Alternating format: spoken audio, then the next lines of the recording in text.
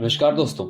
23 अगस्त 2023 को चंद्रयान 3 मून के south pole पर सक्सेसफुल लैंडिंग कर चुका है। India is on moon.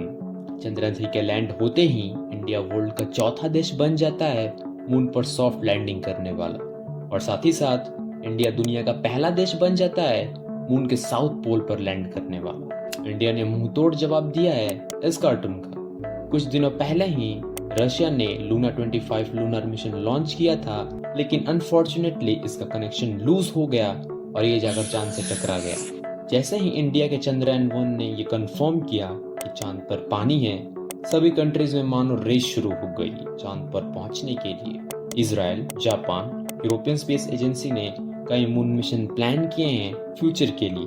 Chandrayaan 2 crash क्यों हुआ, अब चंद्रयान 3 लैंड होने के बाद कौन कौन से टास्क को कंप्लीट करेगा, चलिए जानते हैं इस वीडियो में। India is the first country in the world to land a spacecraft near the moon's south pole. India has done it. It has become now the fourth country to land a spacecraft on the moon after the US and China and the former Soviet Union. The moment that India is on the moon.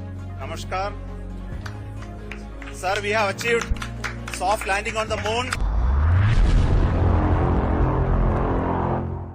जैसे ही world war 2 खत्म हुई, पूरी दुनिया में सिर्फ 2 powerful nation बच चुके थे। एक था अमेरिका और दूसरा था सोवियत यूनियन। कोल्ड वॉर के दौरान अमेरिका और सोवियत यूनियन में स्पेस रेस शुरू हो गई। 1950 से लेकर आज तक 146 मून मिशन किए जा चुके हैं। यदि हम सभी मून मिशन को कैटेगरी में डिवाइड करें तो मून मिशन 6 टाइप के होते हैं। सबसे पहला और सबसे आसान मून मिशन होता है फ्लाई बाय मिशन। इस मिशन में सैटेलाइट मून के एकदम पास से गुजरता है। सबसे पहला successful fly bye mission Soviet Union के द्वारा 4 जनवरी 1959 को लॉन्च किया गया था, जब इनका स्पेसक्राफ्ट लूना 1 चांद के बगल से गुजरा था। इस मिशन का मकसद होता है चांद को दूर से ही स्टडी करना। अब तक कुल 12 कंट्रीज ने successful fly bye mission conduct किया है। मून मिशन की अगली कैटेगरी है ऑर्बिटर मिशन। इसमें स्पेसक्राफ्ट मून के ऑर्बिट में आकर चांद के गोल गोल चक्कर लगाता है। इन मिशंस का मकसद होता है मून के प्रॉपर फोटोग्राफ्स लेना और मून के स्ट्रक्चर को समझना। दुनिया का पहला सक्सेसफुल ऑर्बिटर मिशन एक बार फिर से सोवियत यूनियन के द्वारा किया गया था, जब उन्होंने 1966 में अपना लूना 10 लॉन्च किया। इस सैटेलाइट ने मून के radiation belt, cosmic radiation, magnetic field को स्टडी किया था।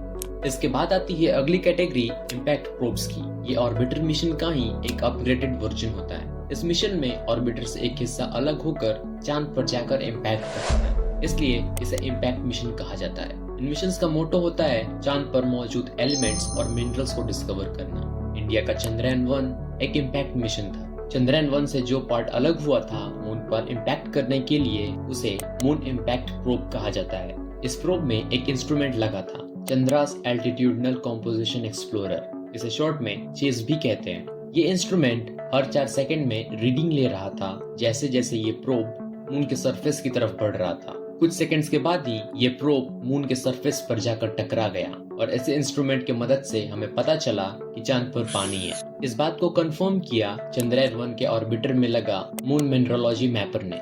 जब चंद्रयान 1 का इम्पैक्ट प्रोब मून से जाकर टकराया तो काफी डस्ट पार्टिकल्स हवा में उड़े, और उसे ही इस इंस्ट्रूमेंट ने डिटेक्ट किया और 100% कंफर्म किया कि चांद पर पानी है। मून मिशंस का अगला टाइप होता है लैंडर मिशंस का। इस मिशन का ऑब्जेक्टिव होता है मून पर सॉफ्ट लैंडिंग करना। बेसिकली इसमें लैंडर ऑर्बिटर से अलग हो जाता है और मून पर जाकर सॉफ्ट लैंडिंग करता है। जब पहली बार अमेरिका और सोवियत यूनियन मून पर सॉफ्ट लैंडिंग करने की कोशिश कर रहे थे, वो 15 टाइम्स फेल हुए थे। 15 बार का फेलियर काफी मायने रखता है दोस्तों, और हम तो सिर्फ एक बार ही हाफ तरीके से फेल हुए। सबसे पहला successful soft landing Soviet Union के लूना 9 ने की थी। इसी स्पेसक्राफ्ट ने मून के सरफेस की सबसे पहले फोटो ली थी, और ये कुछ ऐसी दिखती है। मून मिशंस की अगली कैटेगरी है रोवर मिशंस। इस मिशन का मकसद होता है एक रोवर को मून के सरफेस पर वॉक करवाना, ताकि इम्पोर्टेंट रिसर्च को कैरी आउट किया जा सके। चांद पर दुनिया का सबसे पहला रोवर नवंबर 1970 में सोवियत यूनियन के द्वारा भेजा गया था। सबसे कॉम्प्लेक्स और सबसे आखिरी कैटेगरी होती है क्रूड मिशंस की, यानी मैन्ड मिशन। इस मिशन में एस्ट्रोनॉट्स को स्पेसक्राफ्ट में बिठाकर मून पर सॉफ्ट लैंडिंग करवाई जाती है। ईयर 1969 में दुनिया का सबसे पहला ह्यूमन मिशन लॉन्च किया गया था, जब अमेरिका ने अपोलो 11 मिशन लॉन्च किया, और तब जाकर फाइनली नील आर्मस्ट्रांग दुनिया के पहले व्यक्ति बन जाते हैं मून पर पहला कदम रखने वाले। नासा ने बैक टू बैक कई लोगों को मून के सरफेस पर लैंड करवाया और नासा का आखिरी ह्यूमन मून मिशन अपोलो 17 था जो 1972 में लॉन्च किया गया और तब से लेकर आज तक किसी ने भी मून पर ह्यूमंस को नहीं भेजा है। ह्यूमंस को मून पर पहले भेजकर अमेरिका सोवियत यूनियन को स्पेस रेस में पीछे कर चुका था। उसी समय से ही स्पेस की रेस में धीमी गति आनी शुरू हो गई। चंद्रयान 2 एक लैंडर मिशन था। यदि सब कुछ प्लान के हिसाब से चलता तो विक्रम लैंडर को ऑर्बिटर से अलग होकर मून पर सॉफ्ट लैंडिंग करनी थी और लैंडर में मौजूद रोवर बाहर आता और अपने एक्सपेरिमेंट्स कंडक्ट करता। लेकिन अनफॉर्चुनेटली ऐसा हुआ नहीं दोस्तों। जब विक्रम लैंडर मून के सरफेस से सिर्फ 2 किलोमीटर की दूरी पर था तभी लैंडर अपने पाथ से भटक जाता है। कुछ सेकंड्स के बाद ही विक्रम कनेक्शन भी लूज कर देता है और जाकर चांद के सरफेस से टकरा गया। चंद्रयान 2 के फेलियर के पीछे ये 3 कारण बताए जाते हैं दोस्तों। चंद्रयान 2 के फेलियर का पहला रीजन है problem in the thruster. ISRO chief के अनुसार इंजन ने जरूरत से ज्यादा ही थ्रस्ट क्रिएट किया जिससे स्पेसक्राफ्ट अनबैलेंस हो गया। दूसरा रीजन यहाँ पर बताया जाता है दोस्तों क्रैश ऑफ सॉफ्टवेयर। स्पेसक्राफ्ट का थ्रस्टर एक्सपेक्टेड अमाउंट से ज्यादा होने के कारण सॉफ्टवेयर्स में काफी एरर क्रिएट हो गया और इसी के कारण सॉफ्टवेयर क्रैश हो गया। तीसरा रीजन विक्रम लैंडर के क्रैश होने का है small landing area. ISRO chief का कहना है कि जो लैंडिंग एरिया हमने सॉफ्टवेयर में फिट किया था वो एरिया सफिशिएंट नहीं हो पाया सॉफ्ट लैंडिंग के लिए। चंद्रयान 3 मून पर सक्सेसफुल लैंड कर चुका है और उसका रोवर प्रज्ञान भी लैंडर से बाहर आ चुका है। चंद्रयान 3 के सक्सेसफुल लैंडिंग में चंद्रयान 2 का बहुत ही बड़ा हाथ है। चंद्रयान 2 के फेलियर से सीखकर साइंटिस्ट ने चंद्रयान 3 में काफी चेंजेस करी हैं जिससे क्रैश लैंडिंग की पॉसिबिलिटी को कम से कम किया जा सके। जैसे चंद्रयान 3 के लैंडिंग एरिया को 500 मीटर बाय 500 मीटर से बढ़ाकर 4 किलोमीटर बाय 2.5 किलोमीटर कर दिया गया। इतने बड़े एरिया में विक्रम लैंडर कहीं भी लैंड कर सकता है। दूसरा चेंजेस लैंडर के फ्यूल टैंक और सोलर पैनल में किया गया है। चंद्रयान 3 के लैंडर को इस बार पहले के मुकाबले ज्यादा फ्यूल दिया गया है और इसके टैंक साइज को भी काफी बड़ा किया गया है। विक्रम लैंडर के सोलर पैनल की क्वालिटी को भी इंक्रीज किया गया है जिससे लैंडर को ज्यादा से ज्यादा पावर मिल सके। तीसरा चेंजेस चंद्रयान 3 के बूस्टर में किया गया है। बूस्टर के कंट्रोल को और भी बेहतर किया गया है ताकि इससे स्पेसक्राफ्ट की वेलोसिटी को कम से कम किया जा सके। कुछ छोटे मोटे चेंजेस लैंडर के सॉफ्टवेयर और लैंडिंग लेग्स में भी किया गया है। अब की बार लैंडर के सॉफ्टवेयर को और भी एडवांस किया गया है। कोई भी एरर होने की संभावना बिल्कुल ना के बराबर हो। चंद्रयान 2 को हाफ सक्सेस और हाफ फेलियर बताया जाता है क्योंकि चंद्रयान 2 का ऑर्बिटर आज भी प्रॉपर फंक्शनिंग में है। चंद्रयान 3 के साथ कोई भी ऑर्बिटर नहीं भेजा गया था क्योंकि यहाँ पर चंद्रयान 2 के ऑर्बिटर का ही यूज किया गया था चंद्रयान 3 के मिशन में।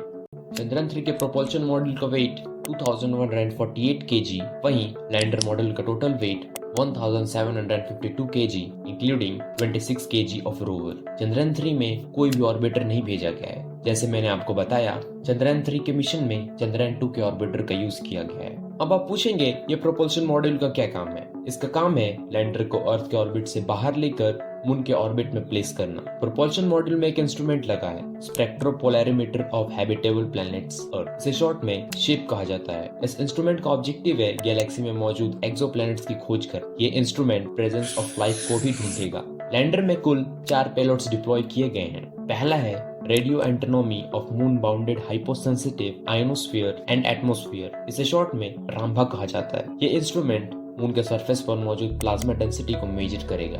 दूसरा इंस्ट्रूमेंट है ChaSTE Chandra surface thermophysical experiment. इसका ऑब्जेक्टिव होगा पोलर रीजन में थर्मल प्रॉपर्टीज को मेजर करना। तीसरा इंस्ट्रूमेंट आता है ILSA instrument for lunar seismic activity. Basically ये एक सेस्मोमीटर है। जैसे इसका यूज अर्थ पर अर्थक्वेक मेजर करने के लिए होता है वैसे ही इसका यूज मून पर आने वाले मून क्वेक्स को मेजर करने के लिए होगा। चौथा और लैंडर का आखिरी पेलोड है लेजर रिफ्लेक्टोमीटर एरे LRA। ये इंस्ट्रूमेंट लैंडर और अर्थ के बीच के एक्चुअल डिस्टेंस को मेजर करेगा। रोवर में भी 2 इंपॉर्टेंट पेलोड्स डिप्लॉय किए गए हैं। पहला है laser induced breakdown spectroscope LIBS। इसमें एक लेजर लगा हुआ है। वो लेजर छोटे छोटे स्टोन के पार्टिकल्स को मेल्ट करेगा।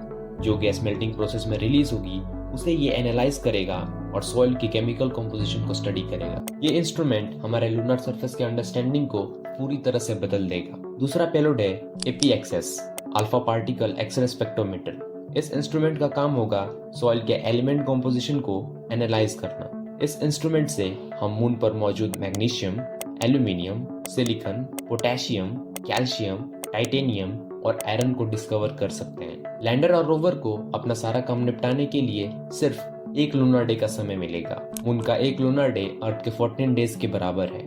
14 दिनों के बाद मून पर रात हो जाती है। रोवर और लैंडर दोनों सोलर पावर से पावर्ड है और रात में सोलर पैनल पावर जनरेट नहीं करते। दूसरा रीजन है एक्सट्रीम लोअर टेम्परेचर। चांद पर रात के समय टेम्परेचर 180 डिग्री सेल्सियस से भी नीचे गिर जाता है। एक्सट्रीम कोल्ड टेम्परेचर में कोई भी इंस्ट्रूमेंट फंक्शनल नहीं हो पाएगा। जब रोवर प्रज्ञान अपने टास्क परफॉर्म कर रहा था तब लैंडर ने उसके कई फोटोज लिए हैं। इसरो ने 2 सितंबर 2023 को ही आदित्य L1 लॉन्च किया। ये स्पेसक्राफ्ट सन को स्टडी करेगा।